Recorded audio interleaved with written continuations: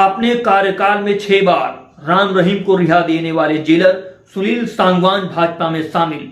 सुनील सांगवान जो सुनरिया जेल के अधीक्षक रहने के दौरान बलात्कार और हत्या के दोषी गुरमीत राम रहीम को 6 बार पैरोल पर रिहा कर दिया गया था, वह सुनील सांगवान भाजपा में शामिल हो गए हैं।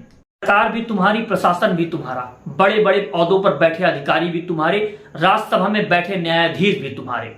इस तरह की घटनाएं तो आपने देखी, लेकिन अब जो खबर आई है वो प्रधानमंत्री के नरेंद्र मोदी के भावुक भाषणों की धज्जियां उड़ा देंगे। जो बात वो लाल किले की प्राचीर से कह रहे थे महिला सुरक्षा में, और भावुक हो चले थे पूरे देश के सामने, और महिला वोट को अपनी तरफ आकर्षित करने की कोशिश कर रहे थे।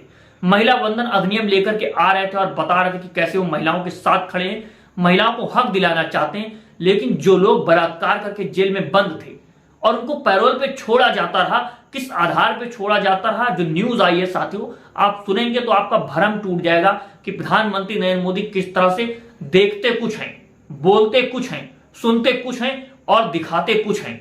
उनका पूरा जो परिदृश्य है वो एकदम बदल चुका है, उनकी राजनीति एकदम बदल चुकी है। देखा कि किस तरह से बलात्कार और हत्या के आरोपी बाबा राम रहीम को पैरोल पर छोड़ देने वाले अधीक्षक यानी जेलर, अब तो जेलर भी उनके हो चुके हैं, किस तरह से भाजपा में शामिल हो गए हैं। क्या ये महज इत्तेफाक है कि उन्होंने 6 बार उसको पैरोल पर छोड़ा और अब बीजेपी में शामिल हो गए हैं? क्या यह पहले की सांठगांठ नहीं दिखाई देती है जनता को? क्या जनता ने अपने आंखों पर पट्टी बांध ली है?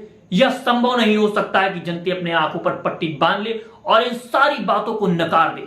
अब जो हरियाणा में चुनाव होने वाला है, किस तरह से राजनीति गर्मा गई है, यह भी देखना बहुत महत्वपूर्ण है। और जो प्रधानमंत्री महिलाओं की शिक्षा और महिलाओं की सुरक्षा की बात कर रहे थे और कड़ा एक्शन लेने की बात कर रहे थे किस तरह के फैसले आने चाहिए, अब यह पूरी पोल खुल चुकी है। अब महिलाओं के सामने भी प्रधानमंत्री की राजनीति दूध की तरह एकदम साफ हो चुकी है, दूध का दूध और पानी का पानी हो चुका है। वह जान चुकी है कि प्रधानमंत्री नरेंद्र मोदी सिर्फ जुमलेबाजी करते हैं और कहते हैं कि बेटी बचाओ और बेटी पढ़ाओ, लेकिन दूसरी तरफ किस तरह से राम रहीम जैसे बलात्कारियों को पैरोल पे छोड़ने की इजाजत दे देते हैं, या उन्हीं की कठपुतलियां हैं जो नाच रही हैं पूरे देश में।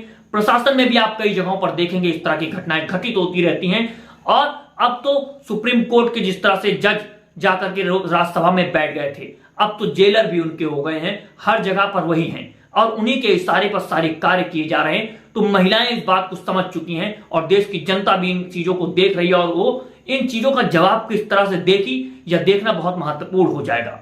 किस तरह से सत्ता से उखाड़ करके फेंक सकती है, क्योंकि कहावत है कि जिस तरह से राजनीति अलग दृष्टिकोण दिखा रही है, किस तरह से बलात्कारियों के साथ खड़ी है भाजपा की राजनीति, वह पहले से ही बहुत स्पष्ट है। क्योंकि बीजेपी के ही नेताओं ने किस तरह से बलात्कारियों को माल्यार्पण किया, ढोल ताश तमाशे के साथ उनका गाना बाजे के साथ उनका स्वागत किया। यह सिर्फ भाजपा की राजनीति हो सकती है जो देश को खोखला कर रही है, और हमारी महिलाओं के प्रति जो बात करते हैं वह खोखली प्रतीत होती है। आप देख रहे हैं 2 बोल न्यूज, मैं आमिर खान आजाद। अगर आप चाहते हैं कि इस तरह के मुद्दों पर हम बेबाकी के साथ अपनी आवाज उठाते रहें तो 2 बोल न्यूज को सब्सक्राइब कीजिए और चैनल को ज्यादा से ज्यादा शेयर कीजिए। जय हिंद, जय भारत।